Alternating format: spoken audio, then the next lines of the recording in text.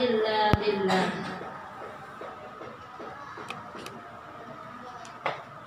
Segala puji dan syukur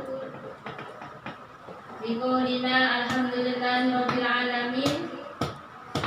Murni rahmat Allah SWT mengizinkan kita untuk hadir di majelis ini, yaitu majelis di mana kita buat ini dalam rangka untuk memperingati kelahiran Sayyiduna Nisa'ul Alamin, ratunya jagat sejagat raya dunia dan akhirat, yaitu kelahiran Sayyidah Fatimah radhiyallahu anha. Dan nikmat Allah yang sangat banyak yang tercurah melimpah kepada kita sekalian yang tidak mungkin bisa kita sebutkan satu persatu.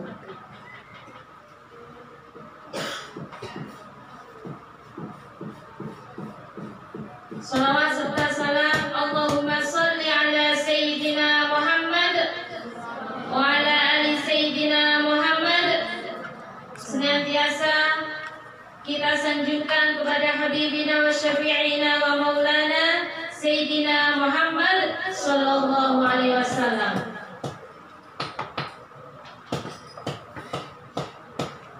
Alhamdulillah, sahabat sekalian,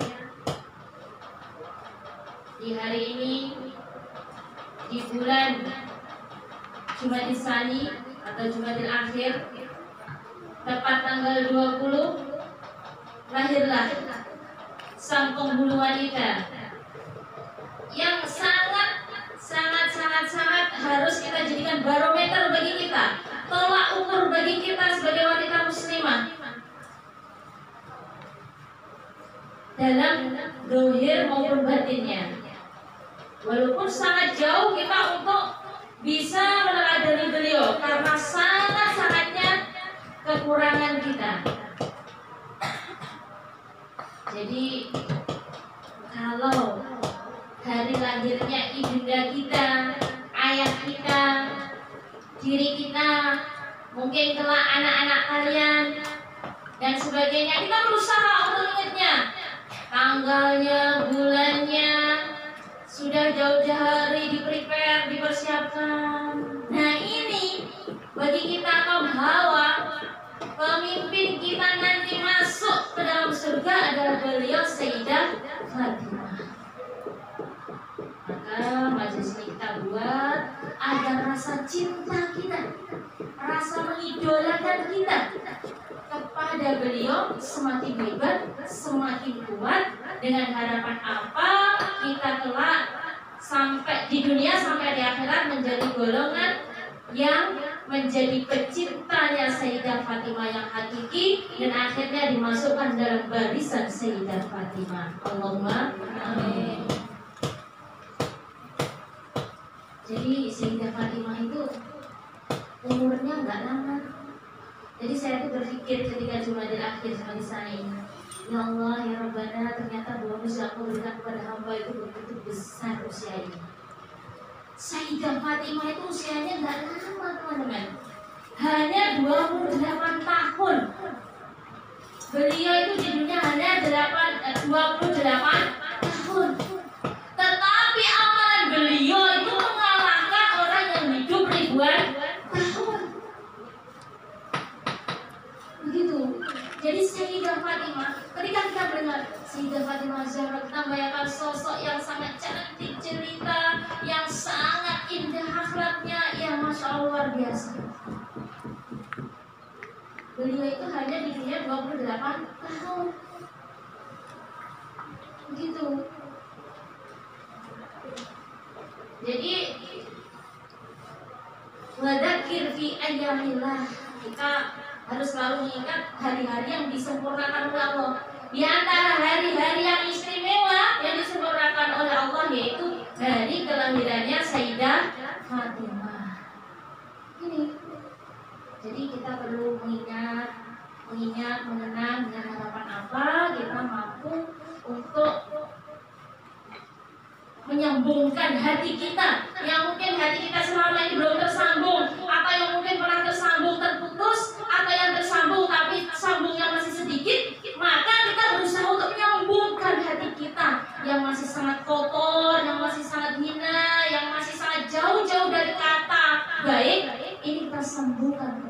beliau. Jadi Rasulullah SAW bersabda, hasbuka min nisa'il alamina arba. Cukup bagi kalian itu 4 wanita. 4 wanita yang sangat sempurna. 4 wanita ini kita harus mengenal, karena kita akan tahu kalau laki-laki banyak sekali. Ada para anbiya, ada wali-walinya Allah dan sebagainya, banyak banget nabi-nabi, rasul. Tapi kalau wanita itu disabdakan oleh Rasulullah SAW itu 4. Siapakah 4 itu? Yang pertama adalah Sayyidah Khadijah, ibu dari Sayyidah Fatimah. Di sini saya nggak akan membahas beliau ya, yang beliau sangat mulia sekali. Yang kedua adalah Sayyidah Maryam, wanita yang sangat solehah. Sayyidah Maryam ini, yang namanya Maryam jangan GR ya, tapi semoga menjadi, nggak pastilah karena namanya udah sama, langsung sama lihat Maryam. Yang kedua adalah Sayyidah Maryam. Yang pertama tadi siapa? Sayyidah Khadijah. Yang kedua siapa? Sayyidah Maryam. Sayyidah Maryam ini nanti itu adalah menjadi salah satu istri Rasulullah di surga. Sayyidah Maryam. Yang ketiga adalah Sayyidah Asiyah. Siapakah Sayyidah Asiyah? Istri Fir'aun. Sayyidah Asiyah ini juga menjadi salah satu istri Rasulullah kelak di surga. Masya Allah. Perjuangannya benar luar biasa. Kita Rasulullah sendiri yang menyabdakan itu berdiamku nanti. Dijamin. Yang keempat adalah Sayyidah Fatimah. Mari kita ulang biar kita itu hafal. Berarti jadi kita nggak usah bingung cari public figure idola, itu nggak usah bingung. 4 wanita ini kita pelajari, kita teladani. Subhanallah, Allahu Akbar. Yes. Pokoknya kalian benar-benar menjadi wanita karir di akhirat. Dunia dapat, akhirat pasti dapat. Ya, kita ulang. 4 wanita itu siapa saja? Yang pertama, kedua,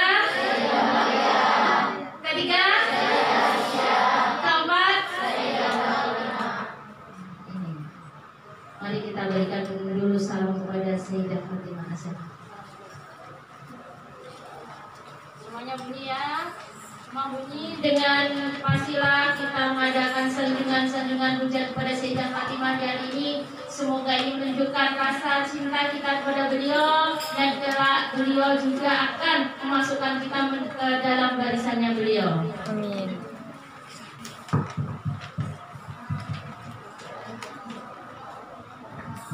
Allahumma salli wa sallim wa barik alaihi wa ala alihi sallu alaihi.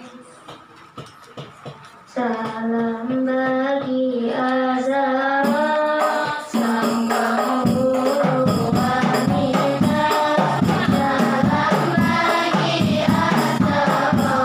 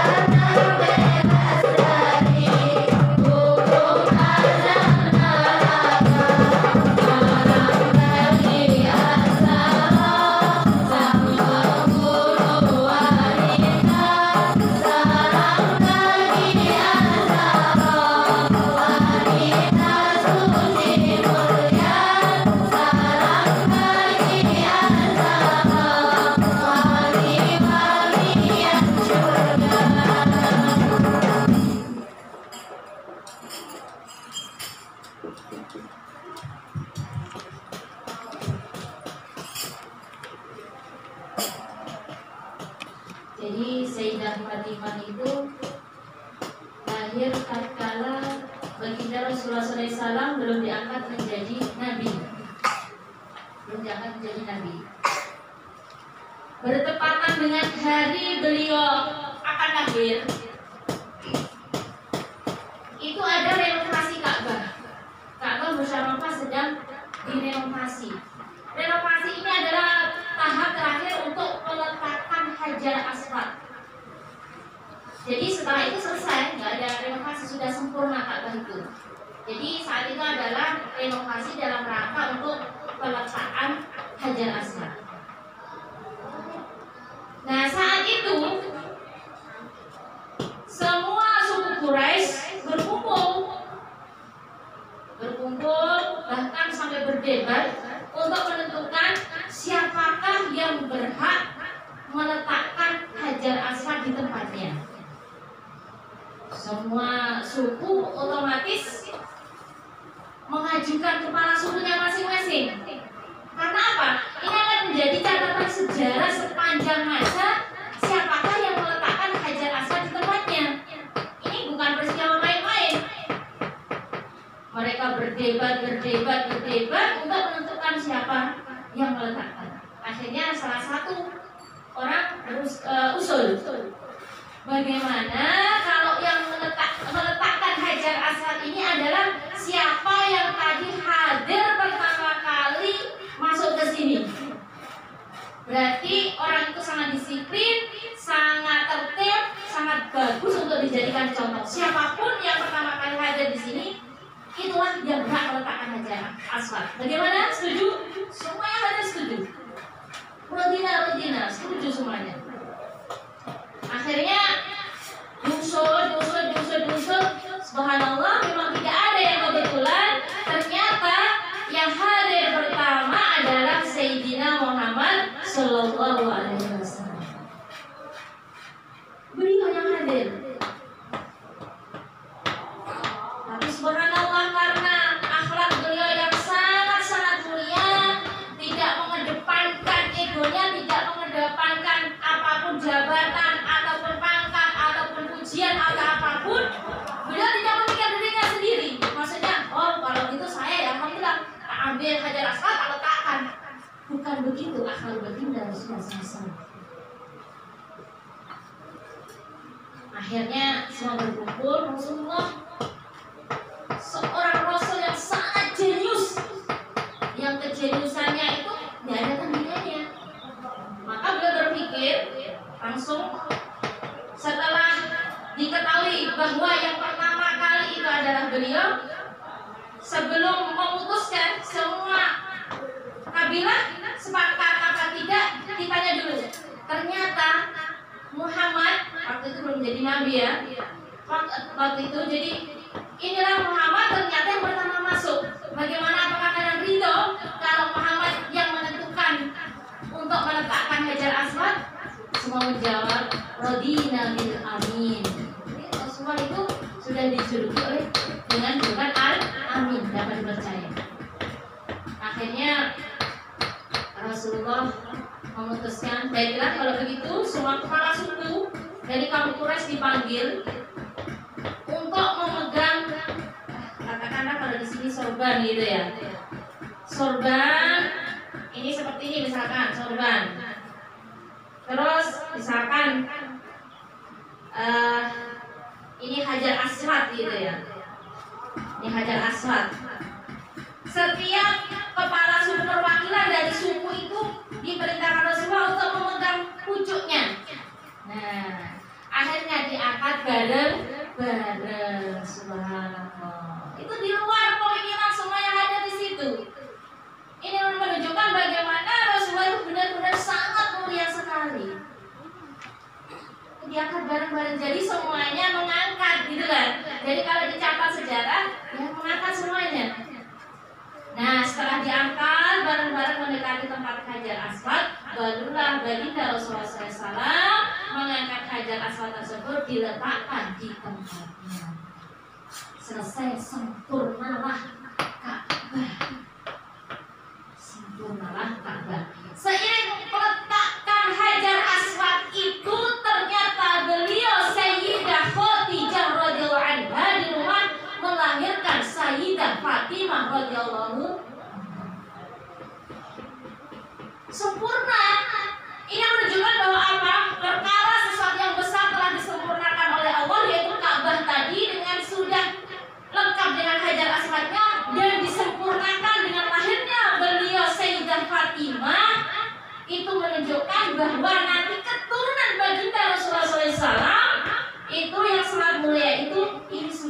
akan bersumber dari Sayyidah Fatimah. Itu. Akhirnya ada seseorang datang, istrimu telah melahirkan, Khadijah telah melahirkan. Rasulullah bergegas pulang ke rumah untuk menemui istrinya dan putrinya. Setelah lahir, dinamakan Fatimah Az-Zahra. Ini nama Fatimah ini waktu zaman itu sudah nama yang sangat umum. Bukan Sayyidah Fatimah yang pertama kali mempunyai nama Fatimah, bukan. Bahkan Rasulullah SAW itu berkata, "Ana bin Fatim, aku ini anaknya Fatimah." Kenapa demikian? Ternyata neneknya Rasulullah berarti ibunya Abdullah, ya kan? Ayahnya Rasulullah kan? Itu namanya juga Fatimah. Terus yang mengasuh beliau, menyayangi beliau melebihi putranya sendiri juga bernama Fatimah. Siapa? Ibunya Sayyidina Ali. Itu namanya juga Fatimah. Karena saking senangnya dengan nama Fatimah, maka putri beliau dinamakan Fatimah. Begitu bahasa-bahasa. Fatoma yaktumu, artinya itu disapih ya Fatimah. Jadi disapih dari segala keburukan, disapih dari segala kemaksiatan, disapih dari segala hal-hal yang tidak mulia. Ini Fatimah Al-Zahra itu merekah, mempesona, indah. Jadi ada kisahnya Fatimah yang ibunya Sayyidina Ali, berarti mertuanya Sayyidah Fatimah, ya kan? Itu beliau wafat.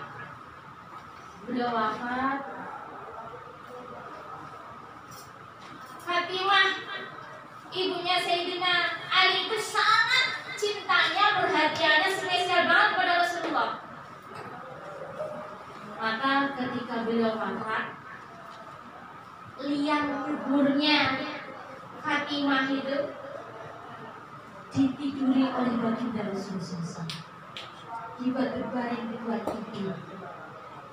Walaupun ini bukan ibu kandungku, tetapi rasa kasih sayangnya itu aku rasakan sangat hangat, sangat besar, sangat luar biasa, sangat istimewa. Maka Rasulullah memberikan perlakuan yang sangat istimewa. Dan Rasulullah berdoa itu kebaikan demi kebaikan yang banyak banget di dalam kuburnya itu. Bayangkan, makbul apa makbul? Makbul apa makbul? Makbul apa makbul? Makbul. Masya Allah. Jadi jelas semuanya menjadi indah, rasa makanan surga jelas. Rasulullah nggak tidur di dalamnya, mendoakan kebaikan Allah. Dan doa itu keluar dari bibir beliau yang mulia. Subhanallah.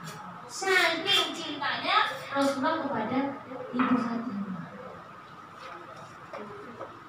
Itu. Jadi nama Fatimah pada zaman itu sudah sangat banyak sebenarnya. Tapi karena Rasulullah punya kenangan, punya sejarah yang sangat spesial dengan nama tersebut, maka putri beliau dinamakan Fatimah. Jadi kalau dikatakan Sayyidah Fatimah itu kalau bahasa Jawanya itu anak akhir. Anak akhir itu anak yang terakhir, putri beliau yang terakhir. Itu adalah Sayyidah Fatimah. Kalau ada julukan beliau juga Al-Batul, Fatimah Al-Batul. Sering kan? Fatimah Al-Batul. Itu maksudnya apa? Orang yang menghabiskan hidupnya untuk beribadah kepada Allah. Itu namanya Al-Batul itu. Jadi beliau itu subhanallah sangat setiap detiknya itu hanya untuk ibadah pada Allah, ibadah. Jadi tidak heran walaupun usia beliau hanya 28 tahun mengalahkan orang-orang yang hidupnya mungkin ribuan tahun.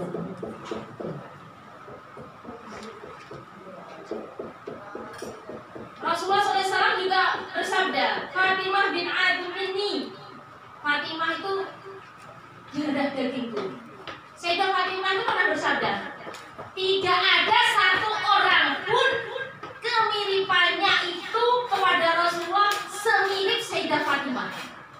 Sayyidah Fatimah itu dari fisiknya, dari cara berjalannya, cara bicaranya, pokoknya semuanya itu mirip banget dengan Rasulullah SAW. Itu Sayyidah Fatimah, sangat mirip. Rasulullah bersabda, barang siapa yang membuat murka Fatimah, berarti membuat murka aku. Barang siapa yang membuat senang Fatimah, berarti membuat senang diriku. Ini semua itu sayang yang luar biasa pada Sayyidah Fatimah. Jadi dengan harapan kita itu mengadakan seperti ini itu menggembirakan Sayyidah Fatimah agar juga Rasulullah gembira kepada kita. Itu Rasulullah. Barang siapa yang membuat murka dan marah Fatimah, berarti marah aku. Barang siapa yang membuat senang Fatimah, berarti membuat senang aku. Semua seperti itu. Maka tatkala Sayyidah Fatimah waktu itu Sayyidah Khadijah wafat, sekitar usia beliau masih kecil sekali ya, masih kecil. Nah, tatkala itu Rasulullah sedang sholat di hadapan Ka'bah dalam posisi sujud. Itu orang kafir Quraisy meletakkan kotoran unta. Kotoran unta di sini itu yang dimaksud itu adalah jerohannya unta atau ari-ari unta sejenis itu, diletakkan, ditaruh di punggungnya Rasulullah ketika Rasulullah SAW sujud. Bayangkan, Sayyidah Fatimah dalam keadaan sudah nggak punya seorang ibu. Beliau melihat secara langsung bagaimana Rasulullah dicaci, dimaki oleh kafir Quraisy. Sampai beliau juga menyaksikan sendiri bahwa Rasulullah ketika sujud ditaruhi kotoran unta itu. Tatkala beliau sujud lama sekali, ada seseorang yang melihat beliau dikasih kotoran unta tidak bergeming. Hanya orang itu manggil, ya Fatimah, lihatlah ayahandamu sedang dianiaya oleh kafir Quraisy. Beliau sedang sujud dan ditumpahkan ke atasnya itu kotoran-kotoran unta. Beliau lari. Sayyidah Fatimah kecil lari. Bisa kita bayangkan loh, anak umur 6 tahun, 7 tahun itu seperti apa? Sebesar ini mungkin ya. Itu lari. Tatkala melihat ayahnya sujud, di atasnya ada kotoran unta, nangis. Ya Allah ya, itu sama bahasa kita. Kenapa kok diperlakukan seperti ini ya? Diambil itu kotoran itu diambil, dibersihkan dengan tangan mungilnya. Sambil air mata terus berlinang turun. Oh ya, aku jahat banget ya, aku tega banget ya. Ya Allah, kenapa ayahku ya Allah? Kenapa orang benci sama ayahku padahal ayahku baik ya Allah? Kenapa ya Allah? Ayah, kenapa ayah dibersihkan? Sampai nangis. Satu tangannya untuk membersihkan kotoran itu, yang satunya untuk membusap air matanya. Ini juga Sayyidah Fatimah. Dan akhirnya Rasulullah bangun dari sujudnya. Tatkala itu belum ada kewajiban membatalkan sholat karena najis ya. Jadi memang belum ada seperti itu. Bangun dari sujudnya, sudah jangan bersedih itu. Allah gak akan tinggal diam dengan keadaan ayah seperti itu. Jangan kau bersedih. Tapi ayah kenapa ini? Kenapa? Gak terima Sayyidah Fatimah. Maka beliau dijuluki Ummu Abiha, ibu dari bapaknya. Maksudnya gimana? Sayyidah Fatimah kecil itu menggantikan posisinya Sayyidah Khadijah, dari menyiapkan makanan Rasulullah, dari bajunya Rasulullah, dari bersihkan rumahnya Rasulullah, dari apapun itu yang mengerjakan adalah Sayyidah Fatimah yang masih mungil. Maka beliau dijuluki Ummu Abiha. Maka begitu sakit, cintanya Rasulullah sangat besar, sangat besar. Karena begitu hebatnya pengorbanan Sayyidah Fatimah.